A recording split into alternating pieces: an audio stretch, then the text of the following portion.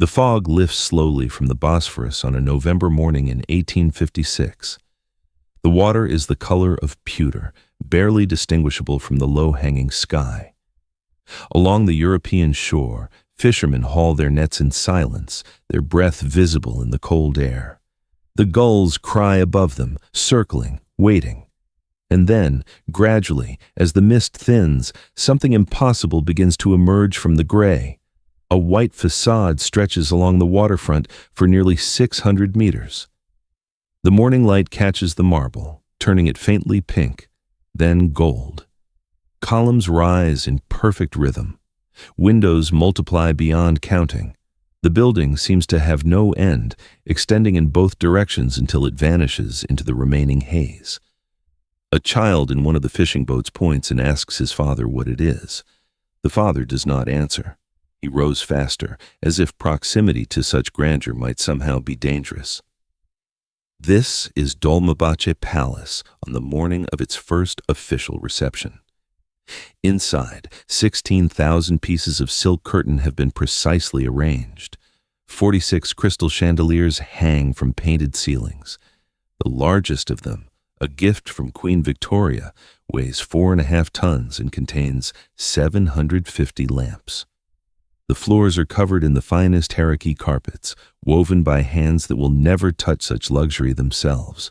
In the throne room, gold leaf covers so much surface area that the estimates vary between 14 and 40 tons of the precious metal used throughout the palace. But as the dignitaries begin arriving in their carriages, ambassadors from Britain, France, Russia, Austria, and a dozen other nations, none of them think to ask a particular question. None of them wonder about the cost, not the cost in money, though that figure is staggering, but the cost in labor, in lives, in the slow hemorrhaging of an empire's treasury that would never fully recover. This is the story they did not tell that morning. This is the story that has been buried beneath the crystal and the gold for nearly 2 centuries. The land where Dolmabahçe Palace stands was once underwater. The name itself preserves this memory. Dolma means filled in Turkish, and Bahçe means garden. In the 17th century, the shallow bay was gradually reclaimed from the sea, filled with earth and rubble, creating new land along the Bosphorus shore. Ottoman sultans used it as a private garden, a retreat from the claustrophobic ancient rooms of Topkapı Palace on the peninsula. But by the 1830s, Topkapı had become more than claustrophobic. It had become, in the eyes of Sultan Abdülmecid III, an embarrassment. The young sultan, ascending to the throne in 1839 at the age of 16, faced a world in which the Ottoman Empire was increasingly seen as backward, declining, and weak. European powers carved pieces from its edges. Military defeats had become routine. The once terrifying Ottoman armies were now pitied by the same nations they had once besieged at the gates of Vienna. Abdülmecid was determined to prove them wrong. Not through conquest, those days were past, but through transformation. He initiated the Tanzimat reforms, a sweeping modernization of Ottoman law, education, and administration. He abolished torture. He guaranteed equality for non-Muslim subjects. He invited European advisors, engineers, and architects to reshape the empire in the image of progress. But reform, Abdülmecid understood, required a stage, and Topkapı Palace, with its low ceilings, cramped courtyards, and medieval warren of buildings, could not provide that stage. How could the Sultan receive European ambassadors in rooms that seemed to belong to another century? How could he demonstrate the empire's entry into modernity while seated on cushions in a harem designed for the 15th century? He needed a palace that would silence the whispers, a palace that would make the ambassadors of Victoria and Napoleon III feel that they were dealing with an equal. A palace so magnificent that it would, through sheer visual force, insist upon Ottoman relevance in the modern world. The decision was made in 1843. The architects were chosen: Garabet Balyan, from a family of Armenian master builders who had served the Ottoman court for generations, and his son Nikos, They had already transformed the Istanbul skyline with mosques, pavilions, and waterfront mansions. Now they would attempt something unprecedented, a European-style palace on the shores of the Bosphorus, larger than anything the Ottoman Empire had ever built. Construction began in 1843. It would not end for 13 years. To understand what Dolmabahçe represents, one must first understand what went into it. The numbers are not merely impressive, they are almost incomprehensible. The palace covers 45,000 square meters of floor space, nearly 500,000 square feet. It contains 285 rooms. It has 46 halls. It has 6 hammams, or Turkish baths. It has 68 toilets. The main ceremonial hall rises 36 meters from floor to dome, large enough to contain a 6-story building with room to spare. The facade stretches for 284 meters along the Bosphorus, longer than the Palace of Versailles faces its gardens. Every centimeter of that facade is clad in white marble from the island of Marmara in the Sea of Marmara. The stone had to be quarried, cut into blocks, transported by ship across dangerous waters, offloaded at the site, shaped by master masons, and lifted into place by systems of ropes, pulleys, and human muscle. The weight of this marble alone runs into the tens of thousands of tons. No reliable records exist of how many workers were injured or killed during its installation. No memorial lists their names. They remain as invisible as the foundations they laid. Inside, the decoration pursued a single imperative: excess. 14 tons of gold were used. Some historians argue the figure may have been closer to 40 tons if gold leaf is included, to gild the ceilings, the cornices, the window frames, the furniture. The gold was applied by hand, each sheet thinner than paper, each application requiring precision and patience, and lungs full of metallic dust. The crystal chandeliers were ordered from the finest European manufacturers, Baccarat in France, British firms in Birmingham and London. The largest, that 4.5-ton monster in the throne room, required a specialized system of chains and counterweights just to keep it suspended. The ceiling above it had to be reinforced with additional iron beams. When the chandelier was finally lit for the first time, with its 750 gas lamps burning simultaneously, the heat was so intense that guests standing beneath it complained of discomfort. The floors were covered in 131 carpets, many of them woven at the Imperial factory specifically for the palace. The largest, in the ceremonial hall, measures 124 square meters. It weighs nearly a ton. It required years to complete, with teams of weavers working in shifts, tying thousands of knots per day, their fingers growing calloused, their eyesight slowly failing from the close work. The curtains, 16,000 pieces of silk in various forms, were imported from Lyon, the French capital of silk production. They were designed to filter the Bosphorus light into a golden glow, to soften the marble, to make the interior feel both grand and intimate. Behind them, the windows, 280 in total, required their own army of cleaners, polishers, and repairers, and this is only what is visible. Beneath the polished floors and gilded ceilings lay another world entirely. The cellars of Dolmabahçe extend beneath the entire palace complex. They are cool and damp, with vaulted ceilings of brick and stone. In the 19th century, they housed the infrastructure that made the visible splendor possible. Coal storage, wood storage, kitchens, bakeries, ice houses, laundries, and quarters for the lowest-ranking servants who were never meant to be seen above ground. Heating the palace required an industrial quantity of fuel. In winter, the temperature along the Bosphorus can drop below freezing, and the winds that funnel down from the Black Sea are sharp and relentless. The palace's heating system, a network of stoves, fireplaces, and later steam radiators, consumed coal at a rate that would bankrupt a modest European estate in a single season. Records from the late 19th century indicate that the palace required multiple tons of coal per day during the coldest months.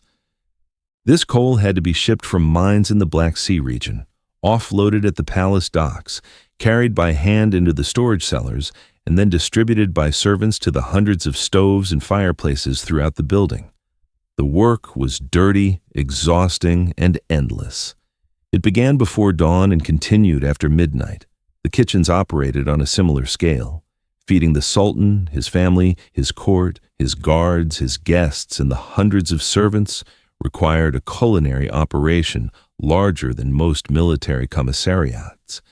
The palace maintained its own bakeries, producing hundreds of loaves per day. It had its own butchery, where animals purchased from markets across Istanbul were slaughtered, dressed, and prepared. It had its own confectionery, where sugar artisans created the elaborate sweets that Ottoman hospitality demanded. The water system was another invisible marvel. Before the introduction of modern plumbing, water had to be brought to the palace by a system of cisterns, aqueducts, and human carriers. Even after pipes were installed, maintaining water pressure across a building of this size required constant attention. The 6 hammams alone consumed enormous quantities of water, which had to be heated by wood-fired boilers tended around the clock. And then there was the laundry. The silk curtains, the linen sheets, the ceremonial robes, the daily clothing of hundreds of residents and staff, all of it had to be washed, dried, pressed, and returned to its proper place. The laundresses worked in the cellars, in rooms filled with steam and the smell of soap, their hands raw from the water, their backs bent from the endless wringing and hanging. None of this appears in the official descriptions. None of this was photographed or painted. The visitors who gasped at the chandeliers never thought to ask who trimmed the wicks. The ambassadors who praised the carpets never wondered who beat the dust from them. The palace was designed to present a surface of effortless grandeur, and that surface required hundreds of invisible people working constantly to maintain the illusion. Abdülmecid was 23 years old when he commissioned Dolmabahçe, and he would be 37 when it was finally completed. In those 13 years, he watched his empire continue to crumble at the edges while he poured its remaining resources into marble and gold. To understand this apparent contradiction, one must understand the man himself. Abdülmecid was not a fool, nor was he simply vain. Contemporary accounts describe a ruler of genuine intellectual curiosity, fluent in French, interested in European literature and music, committed to reform in ways that would have been unthinkable to his ancestors. He abolished the slave markets of Istanbul. He established the first Ottoman schools for girls. He issued the Imperial rescript of Gulhan, guaranteeing the lives and property of all Ottoman subjects regardless of religion, a document that was, for its time and place, revolutionary. But he was also a man trapped by his position. The Ottoman Empire in the mid-19th century was caught between 2 impossible choices: modernize and risk losing its identity, or preserve tradition and be destroyed by those who had modernized. Abdülmecid chose modernization, and he chose to announce that choice through architecture. In this, he was following a long tradition. Power has always expressed itself through buildings: the pyramids, the Parthenon, Versailles, the Forbidden City. Each was designed not merely for the comfort of its occupants, but for the message it sent to the world. A palace is an argument made in stone and gold, insisting on the legitimacy and power of its builder. Dolmabahçe was Abdülmecid's argument. It said, "We are not the declining Ottomans you imagine. We are modern. We are European. We are equal. We belong at the table of great powers." But arguments made in marble are expensive, and the Ottoman treasury was not infinite. It was, in fact, already strained beyond recovery. The cost of Dolmabahçe has been estimated at various figures over the years, complicated by the shifting value of the Ottoman kuruş against European currencies. The most commonly cited estimate is 35 million Ottoman gold liras, equivalent at the time to approximately 5 million British pounds sterling. In modern purchasing power, accounting for inflation and the relative value of labor and materials, this would translate to several $billions. This was not money the empire had. It was money the empire borrowed. The debts accumulated during the construction of Dolmabahçe, combined with the costs of the Crimean War, would eventually lead to the Ottoman declaration of bankruptcy in 1875. European creditors, their loans now at risk, would establish the Ottoman Public Debt Administration, effectively placing Ottoman finances under foreign control. The empire would spend the next decades paying interest on debts it could never fully repay. And yet the palace was built. And yet the chandeliers were hung. And yet the gold was applied. Abdülmecid would not live to see the bankruptcy. He died in 1861 at the age of 38, exhausted by the contradictions of his position. But the palace he created would outlive him, standing as a monument to both his ambition and its consequences. The Balyan family did not merely design Dolmabahçe. They orchestrated its creation with a precision that rivaled military campaigns. Garabet Balyan, the father, was in his 60s when the project began. He had already built mosques, barracks, and the Beylerbey Palace across the Bosphorus, but nothing had prepared him for the scale of what Abdülmecid demanded. The architectural challenge was not simply size, but synthesis. The Sultan wanted a palace that was unmistakably Ottoman in function and meaning, but European in style and grandeur. This required the Balyans to become translators, converting the visual language of Baroque, Rococo, and neoclassical architecture into something that would feel appropriate on the shores of the Bosphorus. They succeeded through careful study and shameless borrowing. Elements of Buckingham Palace appear in the ceremonial halls. Echoes of Versailles can be found in the symmetry of the facade. The gardens recall the great parks of Vienna. But the integration of these elements into a coherent whole and the adaptation of European palace planning to Ottoman court protocol was entirely original. The workforce that assembled this vision numbered in the thousands. Master masons from the Greek islands shaped the marble. Woodcarvers from the Black Sea region created the elaborate door frames and ceiling panels. Metalworkers from across the empire forged the hinges, handles, and decorative elements. Painters, gilders, and stucco artists worked side by side, their different specialties converging in each room. The logistics of coordinating such a workforce were staggering. Different crafts had to be sequenced so that one team's work would not damage another's. The gilders could not begin until the ceiling paintings were complete. The carpet layers could not enter until the gilders had finished. The chandeliers could not be hung until the weight-bearing structures were verified and reinforced. Materials arrived by ship from across the Mediterranean and beyond.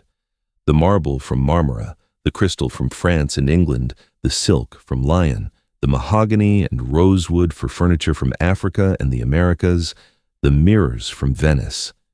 Each shipment had to be tracked, stored, protected from weather and theft, and delivered to the correct location at the correct time. No photographs exist of the construction process. The technology was still too primitive for such documentation, but eyewitness accounts describe a waterfront transformed into a vast industrial site. Scaffolding rose higher than the masts of the ships in the harbor. The sound of hammering and sawing continued from dawn to dusk and sometimes beyond. The air was thick with marble dust and coal smoke, and the shouts of foremen in half a dozen languages. The human cost of this activity remains largely unrecorded. We know that accidents occurred. They were inevitable at such a scale.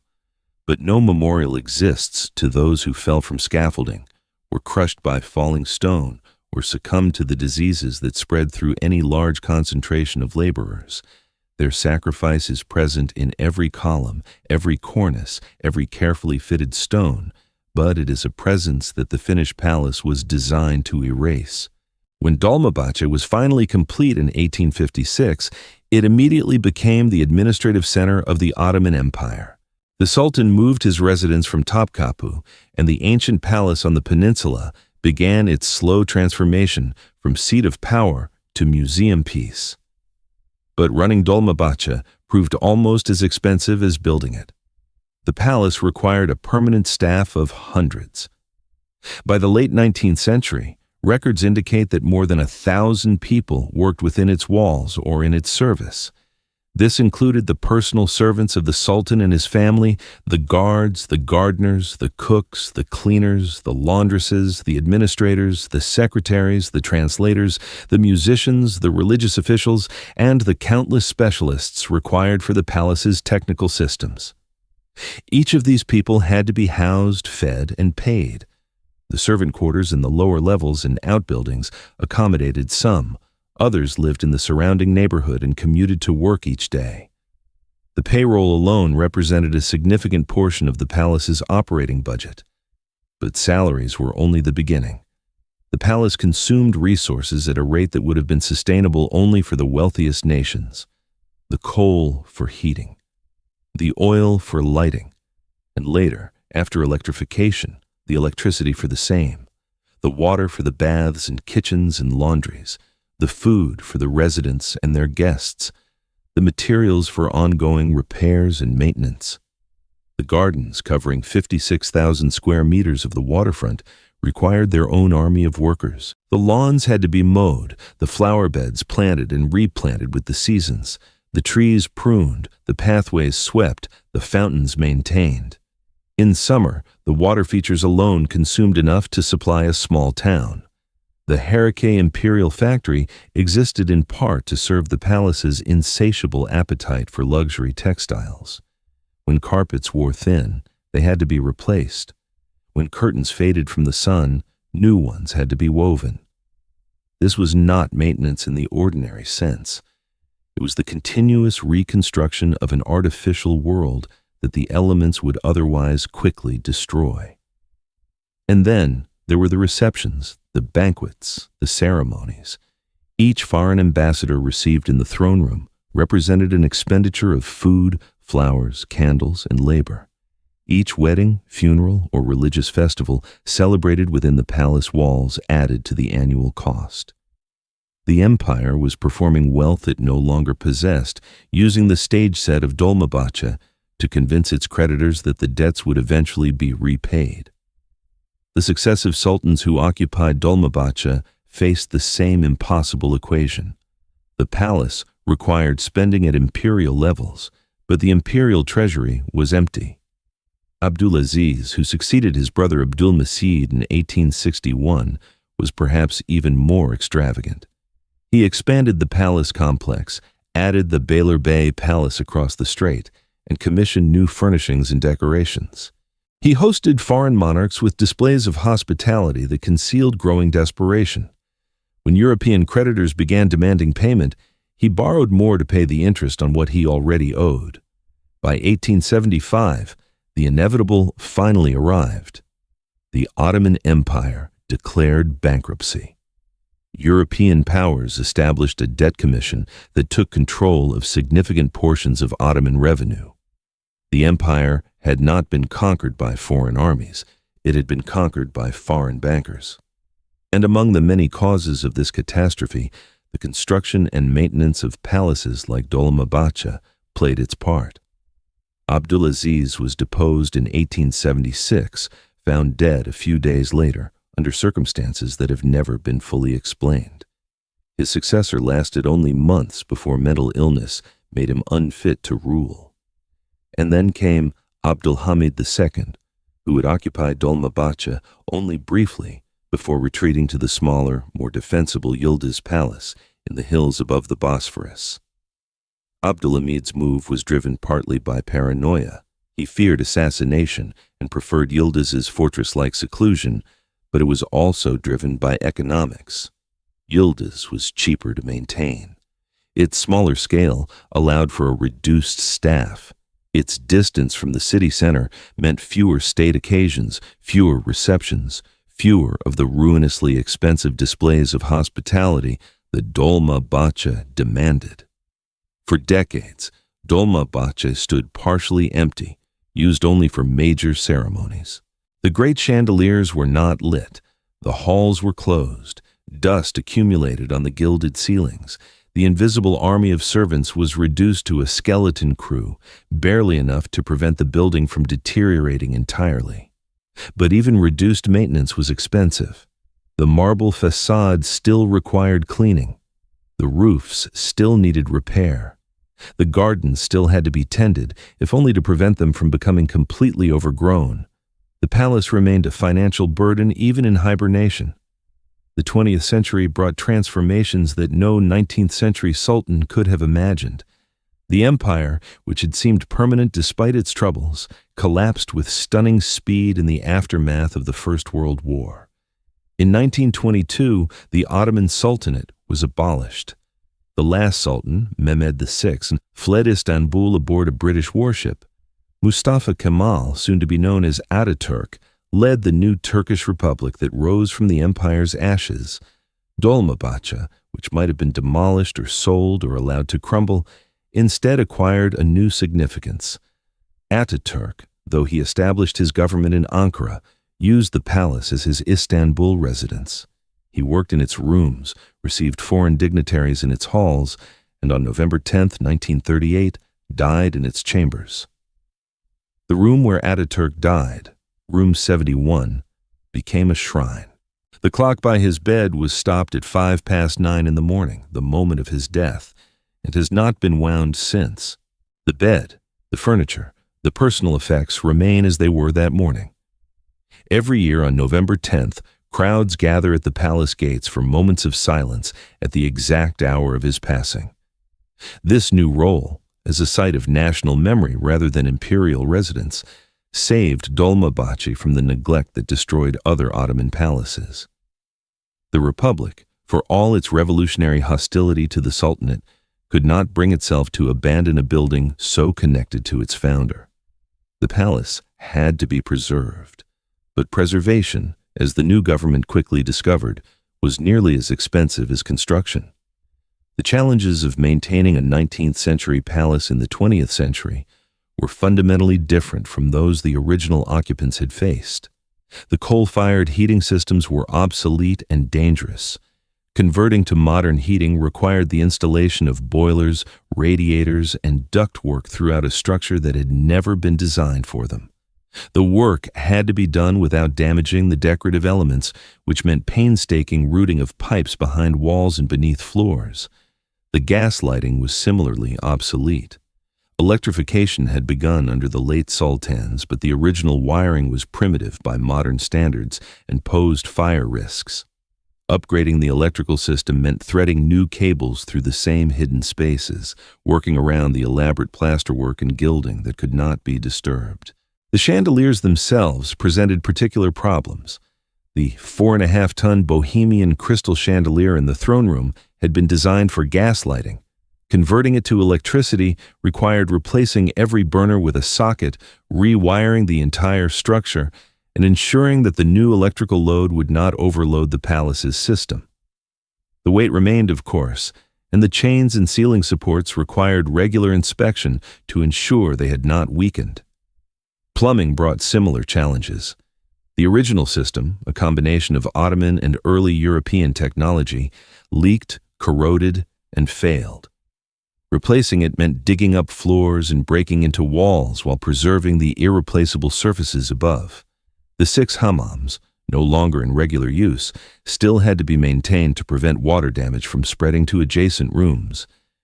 And then there were the textiles. The carpets, curtains, and upholstery that gave Dolmabahçe its warmth and color were slowly deteriorating. Silk fades, wool becomes brittle, colors run, moths eat. Dust settles into fibers and abrases them from within. Preservation meant not merely keeping these textiles clean, but arresting the chemical and biological processes that would otherwise reduce them to rags. The cost of all this work, the hidden infrastructure that made the visible beauty possible, consumed budgets that could have funded schools, hospitals, roads, but the Republic had made a commitment, and the commitment had to be honored. By the mid-20th century, the question of what to do with Dolmabahçe had become pressing. It was too expensive to maintain as a purely ceremonial space, it was too significant to abandon, and it was too fragile to use as a regular government building.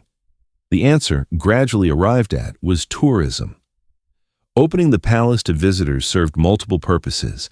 It generated revenue that could offset maintenance costs. It allowed the public to see a space that had been closed to them for centuries.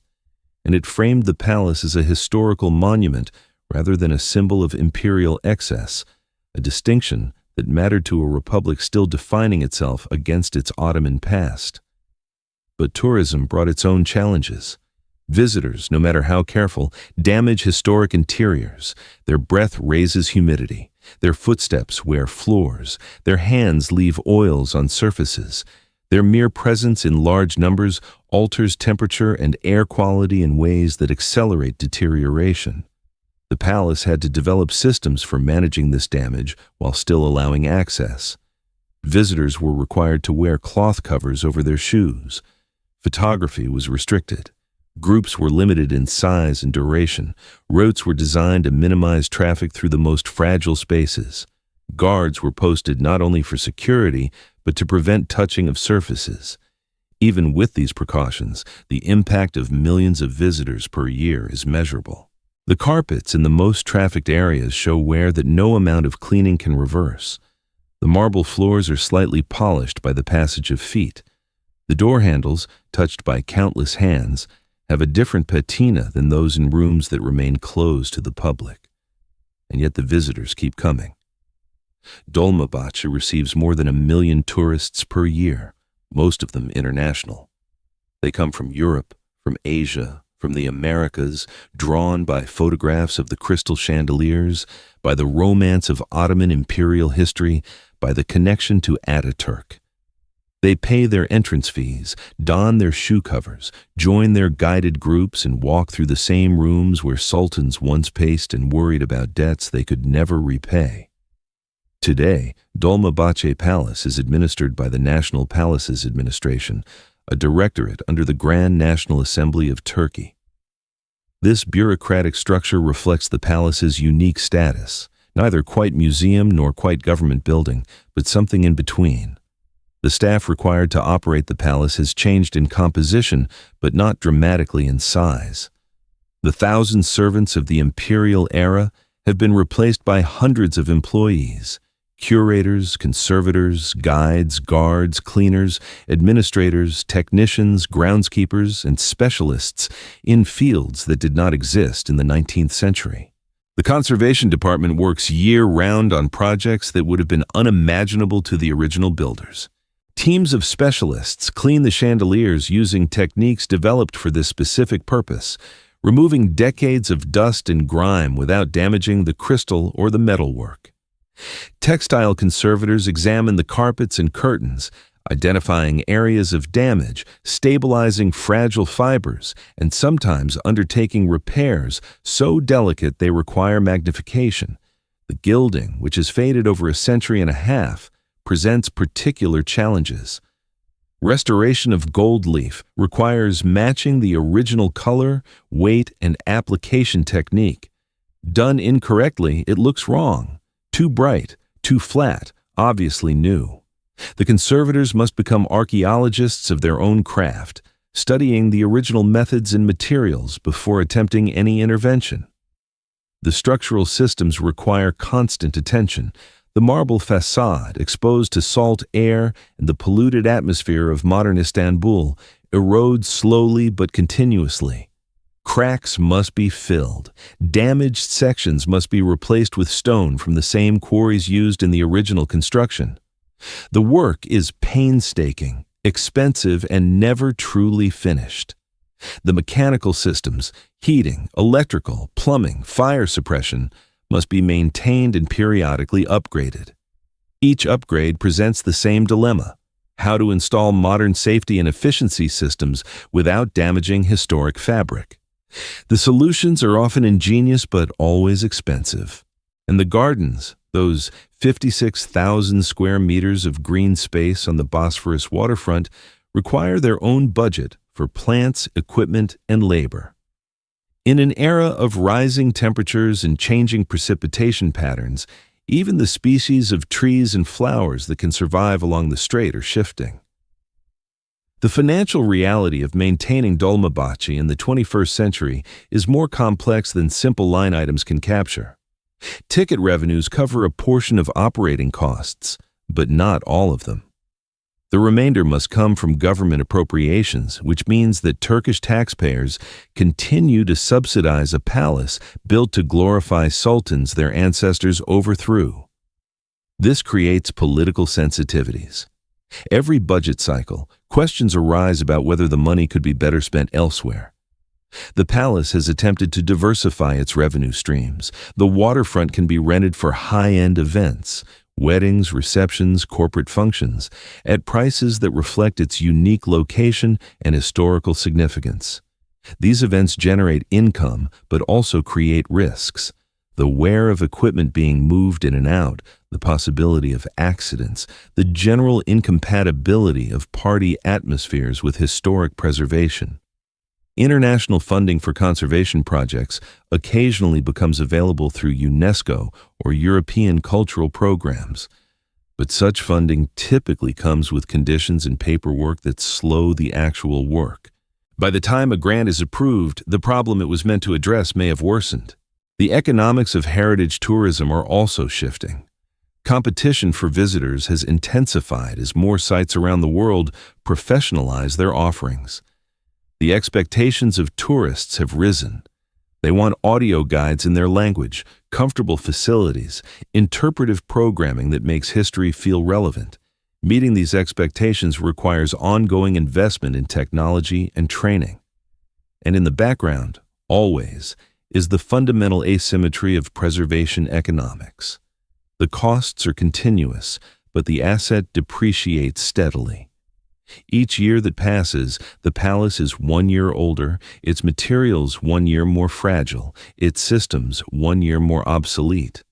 No amount of maintenance can fully arrest this decline. The best that can be achieved is a slowing of the inevitable. The hidden infrastructure of Dolmabahçe, the cellars, the machinery, the storage rooms, has been partially repurposed for modern needs, but remains largely invisible to visitors. The basement areas that once housed coal storage now contain electrical substations, HVAC equipment, and conservation workshops. The old kitchens, which once fed hundreds, stand as museum spaces in their own right, preserved with their copper pots and iron stoves as examples of 19th century culinary technology. The servants' quarters, which once accommodated the invisible workforce that made the palace function, have been converted to offices and storage. But some things cannot be converted. The palace still requires enormous quantities of energy to heat in winter and cool in summer. Climate control is essential for conservation. Fluctuations in temperature and humidity accelerate the deterioration of textiles, wood, and paint. But it is expensive. The energy bills for a building of this size, even with modern efficiency measures, are substantial. Water consumption remains high. The gardens require irrigation. The cleaning of marble and floors requires water. The restrooms for visitors must be supplied, and the historic fountains in the gardens, though they no longer flow continuously as they once did, still require water when they are operated for special occasions. The supply chains that serve the palace are less exotic than in the 19th century. No more silks from Lion or crystal from Bohemia, but they are still complex. Conservation materials must be sourced from specialized suppliers. Replacement parts for historic fixtures must sometimes be custom manufactured. The expertise required for certain repairs exists only in a handful of practitioners worldwide. This hidden world operates on schedules that visitors never see. The conservators work in closed rooms, their progress measured in millimeters. The technicians maintain equipment that must never fail. The groundskeepers arrive before dawn and work after dusk, ensuring that the gardens look effortlessly perfect for each day's visitors. The great crises of the 20th century each left their mark on Dolmabahçe, though those marks are largely invisible to the casual eye. The Ottoman collapse and the establishment of the Republic brought the most fundamental transformation, from residence to relic. But the transition was not smooth. In the chaotic years of the early 1920s, with war raging in Anatolia and the future of Istanbul itself uncertain, the palace's fate hung in the balance. Had different decisions been made, it might have been demolished for its materials, or left to crumble, or repurposed beyond recognition. The Second World War, though Turkey remained neutral, created its own pressures. Resources were scarce. Maintenance was deferred. Some of the palace's treasures were quietly moved to safer locations inland in case Istanbul was bombed or invaded. The economic crises of later decades, the devaluations, the inflations, the political upheavals, each forced difficult choices about what could be repaired, what could be maintained, and what had to be allowed to deteriorate. The archives of the palace administration contain files that document these decisions: the roof that needed replacement but had to wait another year, the chandelier that could not be cleaned because the budget had been cut, the garden feature that was allowed to fall into disrepair because more urgent needs demanded the funds. The Great Istanbul earthquake of 1999, though its epicenter was far to the east, shook the palace and raised urgent questions about its structural stability. Engineers were brought in to assess the damage. Some cracks were found. Some reinforcement was required. The cost was significant, and it came on top of already strained budgets. And now, in the 21st century, climate change presents new challenges. Rising sea levels threaten the waterfront. More intense storms test the integrity of the roofs. Hotter summers strain the cooling systems. The trees in the garden, selected for a climate that no longer exists, struggle in conditions their predecessors never faced. Each crisis forces adaptation, and each adaptation requires money, expertise, and difficult choices about what can be saved and what must be sacrificed.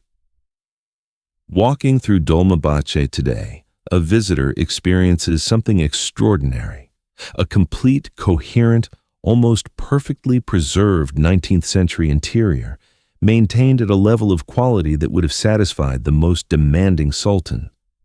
But this experience is the product of continuous effort, not natural preservation. Every surface has been cleaned, repaired, restored, or stabilized. Every carpet has been vacuumed, rotated, protected from light.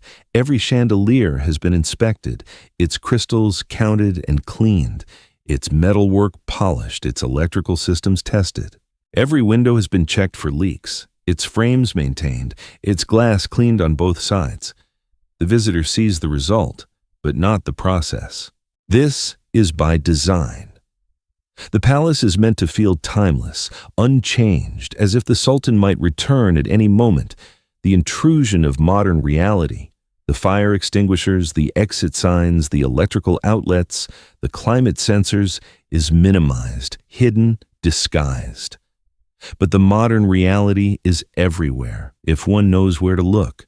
The fabric barriers that keep visitors from touching the furniture, the humidity monitors discreetly placed in corners, the security cameras concealed in decorative elements, the subtle wear on floors that betray the passage of millions of feet over decades. And beneath it all, in the cellars and workshops and offices that no visitor ever enters, the work continues. The cataloging of artifacts, the documentation of condition, the planning of conservation projects, the negotiation of budgets, the training of new staff, the endless unglamorous work of keeping beauty alive. The people who do this work rarely appear in the official narratives. Their names are not carved on monuments or recorded in visitor brochures. They are the modern equivalent of the 19th century servants who made the palace function, essential but invisible. The conservators who spend months on a single carpet, documenting every thread before beginning the delicate work of stabilization. The electricians who must understand both modern safety codes and 19th century wiring schemes. The painters who mix pigments to match colors formulated 150 years ago. The stonemasons who carve replacement pieces for damaged marble, learning techniques that are no longer taught in any school. These are skilled professionals, but their work is fundamentally different from creative production. They are not making something new.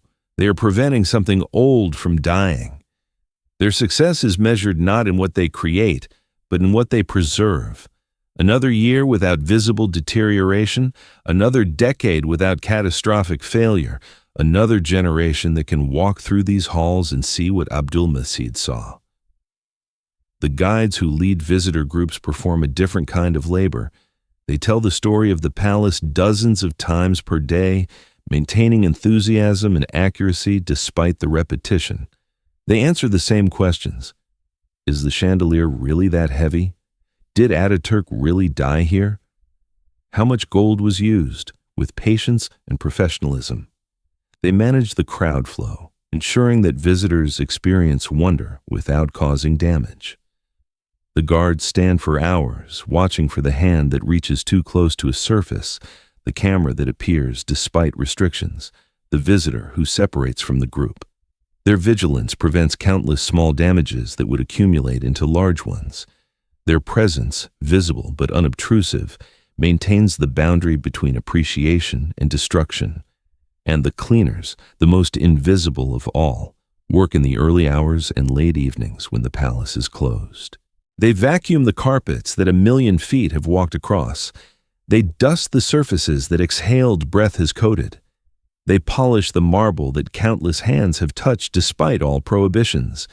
They restore, each night, the illusion of untouched perfection. The philosophical question embedded in Dolmabahçe is not unique to this palace. Every great historic building faces the same fundamental tension. These structures were created in moments of concentrated wealth and power, using labor and resources that could never be assembled again in the same way. The medieval cathedrals, the Renaissance palaces, the Baroque chateaux, all of them represent investments that were, in their time, controversial and often resented. The workers who built them did so under conditions ranging from exploitation to outright coercion. The wealth that funded them was extracted from populations who had no say in how it was spent. And yet these buildings survive, and their survival has become its own moral imperative. Whatever we think of the circumstances of their creation, they are now part of human heritage. To allow them to crumble would be to impoverish the future for the sake of punishing the past. But preservation requires resources, and resources in any society are finite. The money spent maintaining Dolmabahçe is money not spent on hospitals, schools, housing.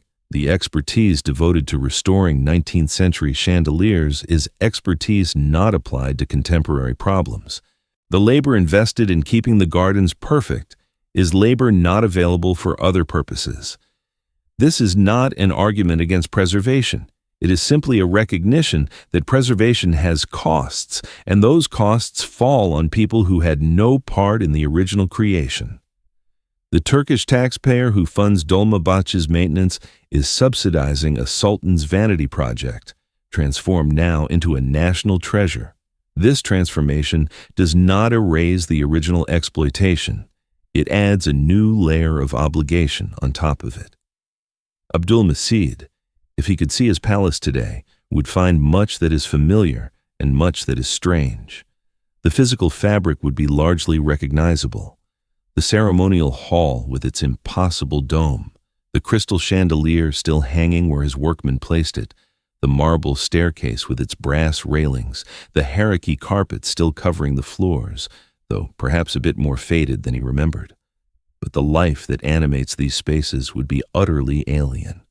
The tourists in their casual clothes, photographing forbidden surfaces with phones he could not have imagined, the lack of servants, guards, and courtiers filling every corner, the silence where once there was music, conversation, ceremony, the strangely secular atmosphere in rooms that once served an imperial caliph. Most of all, he would be struck by his own absence.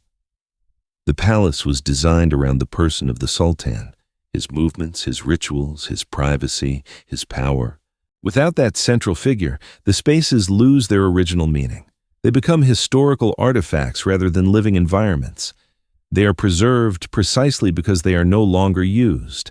This is the paradox of palace preservation. To save the building, one must abandon its function. To maintain the beauty, one must exile the life that gave it meaning. Dolmabahçe survives, but what survives is a shell, not a soul. The question of who paid for Dolmabahçe has multiple answers depending on how one frames it. In the immediate financial sense, the empire paid. The treasury was drained. Debts were accumulated that would never be fully repaid. The bankruptcy that followed contributed to the empire's eventual collapse. Ottoman subjects, Turkish, Arab, Greek, Armenian, Jewish, and dozens of other peoples, paid through the taxes they remitted, the services they performed, and the poverty they endured, while resources flowed to marble and gold. In the human sense, the workers paid. The masons and gilders, the carpet weavers and carpenters, the laborers who carried stone and coal and water, they gave their strength, their health, sometimes their lives, for wages that allowed survival but rarely prosperity. Their names are lost, but their sacrifice is embedded in every surface. In the political sense, the empire paid. The decision to build Dolmabahçe was part of a larger strategy that failed. The palace was meant to demonstrate Ottoman modernity and equality with European powers. Instead, it demonstrated Ottoman desperation and contributed to the financial dependency that weakened the empire's sovereignty. The message sent was not the message received. In the long-term sense, subsequent generations paid. The Turks who inherited the palace after the empire's fall faced the burden of maintaining a structure they had not chosen. The republic that might have used those resources for development instead diverted them to preservation. And every generation since has continued to pay in taxes and labor and attention for a dream that was never theirs. And now, in the present, visitors pay. Their entrance fees contribute to the maintenance they make necessary. Their presence is both the problem and the solution. They wear the floors and fund the repairs. They touch the surfaces and pay for the conservators who undo the damage. They are, in a strange way, the final creditors in a chain of debt that began 170 years ago. What does it cost to keep Dolmabahçe alive today? The question can be answered in numbers, though the numbers require context. The annual operating budget of the National Palaces Administration, which oversees Dolmabahçe and several other former imperial residences, runs into the hundreds of millions of Turkish lira. The exact figure fluctuates with inflation, exchange rates, and government appropriations. But even in the most conservative estimate, the cost is substantial, equivalent to the budget of a small town or a medium-sized hospital. This budget covers salaries for several hundred employees. It covers utilities, electricity, water, gas. It covers regular maintenance, cleaning, minor repairs, groundskeeping. It covers security, guards, cameras, alarms. It covers administration, accounting, human resources, legal services. But this budget does not cover major conservation projects, which require separate funding. When a chandelier must be comprehensively restored, when a section of facade must be recarved, when a carpet requires specialist intervention, the cost is added on top of normal operations. These projects can run into the millions of dollars for a single intervention. Nor does the budget account for deferred maintenance, the work that should be done but cannot be afforded. Every historic building accumulates this hidden debt, the repairs postponed and postponed until they become crises. When a roof begins to leak, it can be patched. But patching, year after year, is not repair. Eventually, the patching fails, and the repair becomes a replacement, far more expensive than timely intervention would have been. The total cost of maintaining Dolmabahçe, if one includes these hidden and deferred elements, is probably unknowable. But it is certainly more than the official budget suggests, and it will continue as long as the palace stands. The final room on the visitors' route, room 71 where Ataturk died, presents a different kind of spectacle. The room is modest by the palace's standards, a bedroom with a brass bed, a writing desk, a few pieces of furniture. The decorations are restrained, the atmosphere is subdued. After the overwhelming grandeur of the ceremonial halls, this intimacy feels almost shocking. And yet, this room is the emotional center of the palace for many Turkish visitors. They stand in silence before the bed where the founder of their republic breathed his last. They look at the clock, stopped at 9:05 for over 8 decades. They feel something that the gilt and crystal cannot evoke. A human presence, a mortality, a direct connection to history. Ataturk came to Dolmabahçe not as a sultan, but as a guest in a house that had belonged to those he overthrew. He worked in its rooms, perhaps conscious of the irony, perhaps too busy transforming a nation to reflect on such things.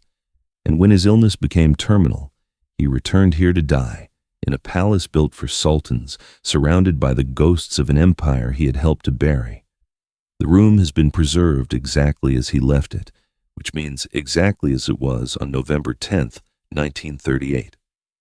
This is different from the preservation of the rest of the palace, which aims to recreate an ideal of the imperial past. Here, the goal is to preserve a specific moment, a single morning when history turned. The Turkish flag that drapes the bed is replaced regularly. The fabric would otherwise deteriorate, but otherwise, nothing changes. The conservators work as carefully here as anywhere, but their motivation is different. This is not merely heritage preservation. It is something closer to sacred tending. Standing at the waterfront gate as evening falls over the Bosphorus, one can watch the light change on the palace facade, much as that fisherman's child watched it nearly 170 years ago. The marble takes the sunset colors, pink, gold, amber, and seems almost to glow from within. The windows reflect the water and the sky in shifting patterns. The scale remains impossible, the beauty undeniable. Whatever one thinks of the motives that created it, or the suffering that built it, or the costs that sustain it, the palace accomplishes what it was designed to accomplish. It overwhelms. But the overwhelming now carries different meanings than Abdülmecid intended. We see the beauty, yes, but we can also see, if we choose to look, the hidden systems that make the beauty possible. The cellars beneath our feet where workers once shoveled coal and now technicians tend machines. The workshops behind closed doors where conservators spend their careers in patient service. The administrative offices where budgets are negotiated and difficult choices made. The palace is not a monument to Ottoman glory, whatever its original purpose. It is a monument to human labor, past and present, visible and invisible. It exists because people built it, people maintained it, people made the decision over and over that it was worth preserving. It will continue to exist only as long as those decisions continue to be made, only as long as the money continues to flow, only as long as the invisible workers continue their invisible work. This is the true cost of beauty on this scale, not a one-time expenditure, but an ongoing commitment. Not a moment of creation, but a continuous process of recreation. The palace must be built again, in small ways, every day. The floors must be polished, the gardens must be tended, the chandeliers must be cleaned, the endless work of making the world seem effortless. In the end, Dolmabahçe answers its own question. Who paid for this dream? Everyone who has touched it, the sultan who conceived it and the workers who built it, the empire that funded it and the taxpayers who inherited it, the visitors who wear its floors, and the conservators who repair the wear. Each generation receives the palace from the last and passes it, slightly more fragile, slightly more expensive to maintain, to the next. And what does it cost to keep the dream alive? Everything that could have been spent elsewhere. Every choice for preservation is a choice against alternatives. The palace survives, but at a price that can never be fully reckoned because the ledger never closes. This is not unique to Dolmabahçe. This is the condition of all monuments, all cathedrals, all great houses that outlive their original purpose.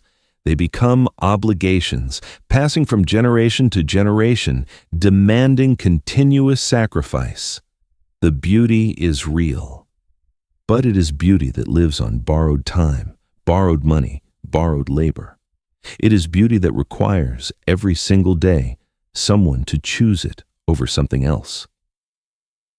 In the cellars beneath the gilded ceilings, the machines hum and the workers work, as they have since the first foundation stone was laid. The palace looks eternal, unchanging, timeless. But nothing is timeless. Everything requires effort. Everything has a cost. The fog will rise again tomorrow morning over the Bosphorus. The marble will catch the light again. The visitors will gasp at the chandeliers again. And down in the depths, unseen and unremembered, someone will check the boilers, inspect the pipes, prepare for another day of keeping an impossible dream alive. Beauty does not preserve itself. It endures only when someone chooses, again and again, to bear the weight of its survival. That is the answer Dolmabahçe offers if we are willing to hear it. That is the truth behind the gold, the crystal, and the light.